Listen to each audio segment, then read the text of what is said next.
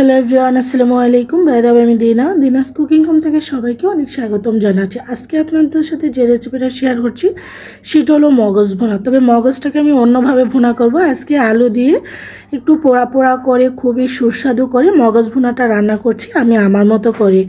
প্রথমে ভেবেছি বাচ্চারা খায় কিনা, পরে দেখলাম যে বাচ্চারা চেটপুটেই খাচ্ছে আলু দিয়ে ভেবে করাতে।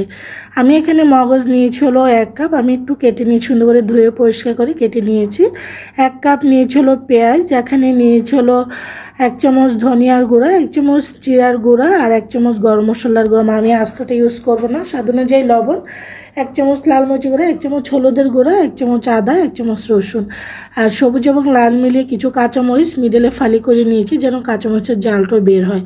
চুলা অলরেডি ফ্রাইং প্যান বসিয়ে এখানে দিয়ে দিচ্ছি 1 কাপ পেঁয়াজ। আপনার মোটা করে দিতে পারেন। জাস্ট আমি একটা তেজপাতা ইউজ করেছি আর গরম মশলা আস্তে ইউজ করবো না, যেহেতু আমি গুঁড়াটা ইউজ করছি। এখন পেঁয়াজটাকে আমি ভেজে নিচ্ছি।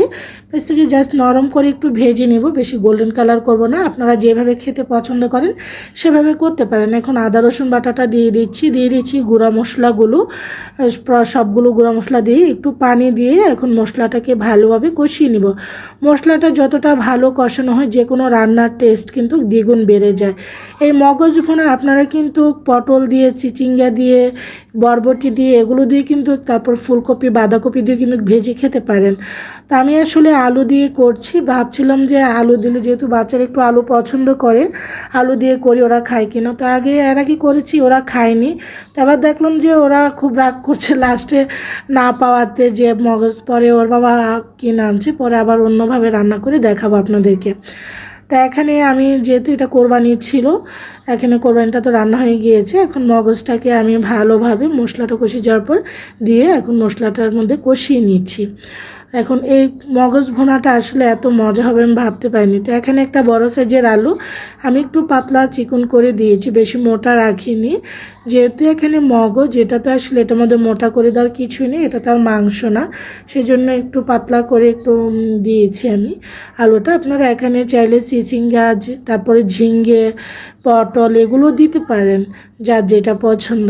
তো আস্তে আস্তে করে কিন্তু আমার মগজ ভুনাটা হয়ে আসছে। আমি একটু মগজ ভুনাটাকে আজকে একটু পোড়া পোড়া করে ভাজবো, এতে করে এটার টেস্টটা দারুণ আসে। তো আলুটা আর একটু সিদ্ধ হবে মনে হচ্ছে, মগজটা তো প্রায় হয়ে আসছে। তো এভাবে করে লাল লাল করে মগজ ভুনাটা করলে এটা টেস্টটা বেড়ে যায়। এখানে আমি 1/2 চামচ দিয়ে দিচ্ছি হলো এখানে একটা স্পেশাল মশলা।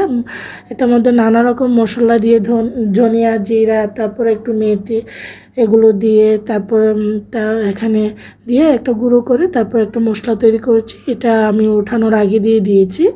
দিয়ে এখানে দিয়েছি কাঁচামরিচটা একটু মিডলে ফালি করে দিয়েছি যেন ঝালটা এবং ফ্লেভারটা বের হয়।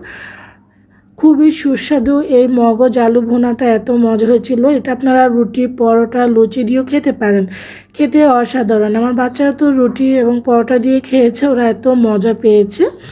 আশা করি আপনারা এভাবে মগজ ভুনাটা যদি আলু দিয়ে করে খান, খেতে দারুণ।